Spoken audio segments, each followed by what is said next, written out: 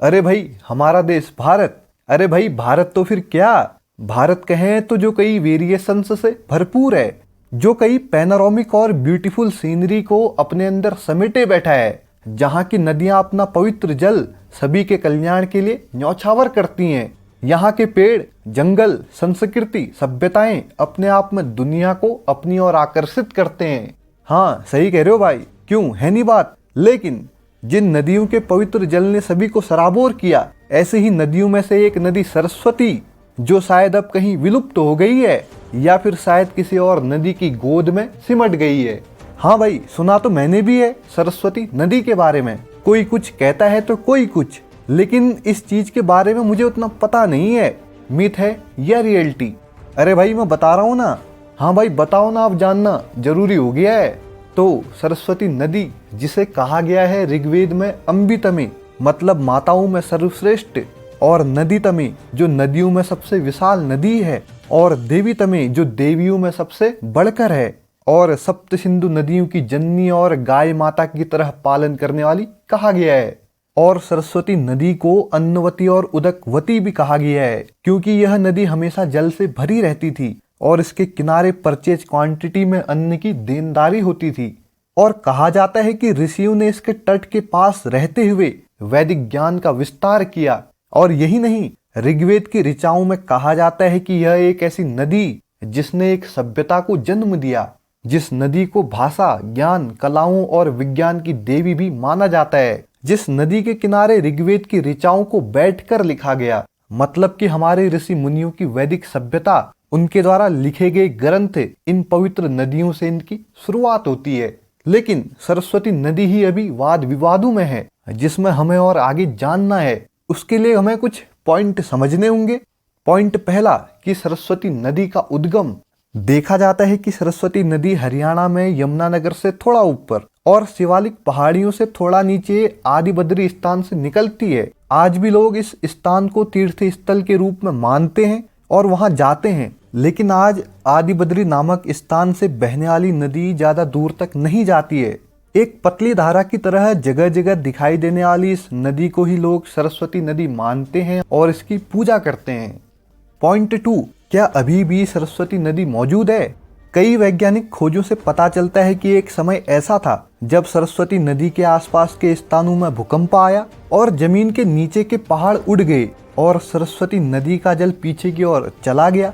और उसी वैदिक काल में एक दृष्टवती नदी का वर्णन आता है, जो थी सरस्वती नदी की सहायक नदी। और इसी दृष्टवती रिवर को अब यमुना नदी कहा जाता है, जिसका इतिहास 4000 वर्ष पुराना है। और भूकंप के कारण जब जमीन ऊपर उठी तो सरस्वती का पानी यमुना में गिर गया और सरस्वती नदी यमुना में जा मिली। और इसी वजह से प्रयाग को 3 नदियों का संगम कहा जाता है, क्योंकि यहाँ अभी भी सरस्वती नदी गुप्त रूप से बहती है। और महाभारत में भी सरस्वती नदी के पलक्ष्यवती नदी, वेद स्मृति, वेदवती आदि कई नाम हैं। और कहा गया है कि जिस स्थान पर यह नदी गायब हुई, उस स्थान को विनाशना अथवा उपमज्जना का नाम दिया गया है। और इस बात का भी उल्लेख मिलता है कि बलराम ने द्वारिका से मथुरा तक की यात्रा सरस्वती नदी से करी थी। आप ये भी देखेंगे कि महाभारत में सरस्वती नामक 7 नदियों का उल्लेख भी मिलता है। एक सरस्वती नदी तो यमुना के पास बहती हुई गंगा से मिल जाती थी ब्रजमंडल की अनुमति के अनुसार, और एक सरस्वती नदी प्राचीन हरियाणा राज्य से ब्रज में आती थी और मथुरा के निकट अंबिका वन में बहकर गोकर्णेश्वर महादेव के समीपवर्ती उस स्थल पर यमुना नदी में मिलती थी, जिसे सरस्वती संगम घाट कहा जाता है। पॉइंट 3, यदि सरस्वती नदी थी तो इसका इतिहास क्या रहा?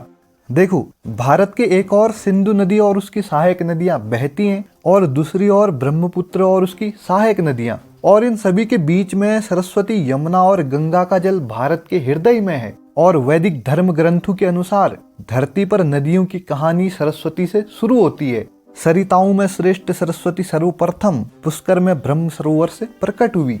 और प्राचीन काल में हिमालय से जन्म लेने वाली यह विशाल नदी हरियाणा, पंजाब, राजस्थान, गुजरात के रास्ते आज के पाकिस्तानी सिंध प्रदेश तक जाकर इंडस सी में गिरती थी। और जो हमने कहा दृष्टवती और सरस्वती नदी, इनके दोआब को मनु के द्वारा ब्रह्मावर्त प्रदेश की संज्ञा दी गई। जिसके अंतर्गत कुरु, मत्स्य, पंचाल और सूरसेन जनपदों की स्थिति मानी गई है। देखने पर यह भी मिलता है कि चंद्रवंशी राजकुमार पुरुरवा को उनकी फ्यूचर वाइफ उर्वशी भी यहीं मिली थी और एक लंबे समय तक चलने वाला महाभारत का युद्ध इसी नदी के किनारे पर लड़ा गया। और वर्ल्ड में है डिसेंडेंट्स के आतंक का खात्मा करने के बाद भगवान परशुराम ने इसी नदी के पवित्र करने वाले जल में स्नान किया।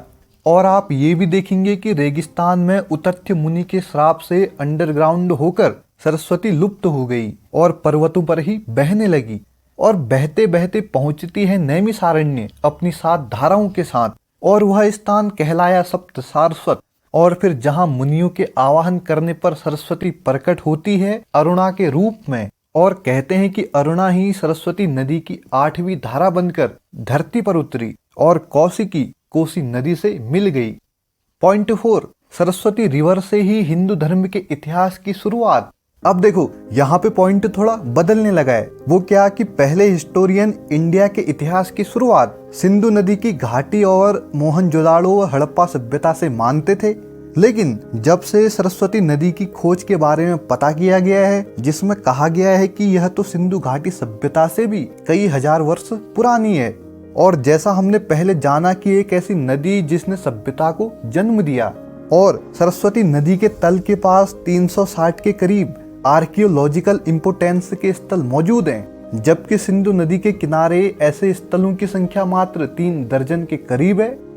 पॉइंट 5, क्यों लुप्त हो गई सरस्वती नदी? अब देखिए, आप देखते होंगे कि खाली एक नदी जब अपने विशाल रूप में होती है तो क्या नजारा और उसका प्रलय होता है। और आप सोचिए, सतलुज और यमुना के प्रवाह में सरस्वती का प्रवाह तो क्या ताकत रही होगी, और यही नदी व्यापार व कारोबार का सबसे अच्छा रास्ता रही होगी, और फर्टिलाइजर डेल्टा एंड फील्ड और बेसिन और शायद उसके आसपास रेसिडेंटियल बस्तियां भी रही होंगी। लेकिन एंसेंट टाइम्स के कुछ बड़े भूकंपों ने नॉर्थ इंडिया की जियोग्राफिकल सिचुएशंस को पूरी तरह से बदल दिया, जहां से नदियों के रास्ते बदल गए, जहां से सतलुज रास्ता बदलकर मिली सिंधु नदी में, और यमुना पूर्व की ओर गंगा के पास आ गई और सरस्वती नदी अंडरग्राउंड हो गई। लेकिन आपने एक बात सोची कि अगर कुछ ऐसा हो कि हम या हमारी टेक्नोलॉजी इस प्राचीन स्रोत को फिर से जीवित कर सकें, तो यह वेस्ट एंड नॉर्थ राजस्थान की सूखी धरती के लिए बहुत बड़ा उपकार होगा। और आप इंडियन सब कॉन्टिनेंट के मैप पर इस नदी का निर्धारण करें तो आप समझेंगे कि यही नदी सिंधु नदी के रास्ते पर करीब रही होगी, और जहां से हम ये देख सकते हैं कि भारत में उस टाइम की सिविलाइजेशन से केवल सिंधु घाटी ही नहीं बल्कि सरस्वती दोनों पर पनपी होंगी। पॉइंट 6, अगर रिवर थी तो इसका साइंटिफिक बेसिस क्या है? तो देखिए, एक फ्रेंच प्रोटो हिस्टोरियन माइक डेनिनो ने कई सोर्सेस से जानकारी हासिल करी है और नदी के मूल मार्ग का पता लगाया है, जैसा कि यमुना सतलुज सरस्वती के साथ मिली और वैदिक सरस्वती के नाम से आगे बढ़ी। पंजाब व हरियाणा से जब निकली तो साथ में घग्गर नदी भी मिली, और राजस्थान व बहावलपुर में हाकरा के तौर पर आगे बढ़ी, और सिंध प्रांत के नारा में होते हुए कच्छ के रण में मर्ज हो गई। और भी सुनिए, ऋग्वेद में सरस्वती को सिंधु व अन्य नदियों की माँ भी बताया गया है। यह 6 नदियां सिंधु सहित झेलम, चिनाब, सतलुज, रावी, व्यास की माता सप्तमी नदी रही है। यह स्वयं पायसा अपने जल से भरपूर रही है और विशाल रही है। यह प्रिमिटिव मैन के आई कांटेक्ट से पूर्व काल में न जाने कब से बहती रही है, और जहां से एक अमेरिकन सैटेलाइट द्वारा अंडरग्राउंड रिवर की इमेज भेजी जाती है, जिसमें दिखता है कि शिमला के निकट शिवालिक पहाड़ों से कच्छ की खाड़ी तक भूमि के अंदर सूखी किसी नदी का तल है, जिसकी विड्थ कहीं कहीं 6 मीटर है। जिसके बाद राजस्थान अधिकारी NN गोडबले द्वारा रिवर एरिया के कुओं के जल का केमिकल टेस्ट किया जाता है, तो पाया जाता है कि सभी जल में रसायन एक जैसा ही है, और रिवर एरिया से हटके दूसरे कुओं में पाया गया कि अलग केमिकल एनालिसिस है।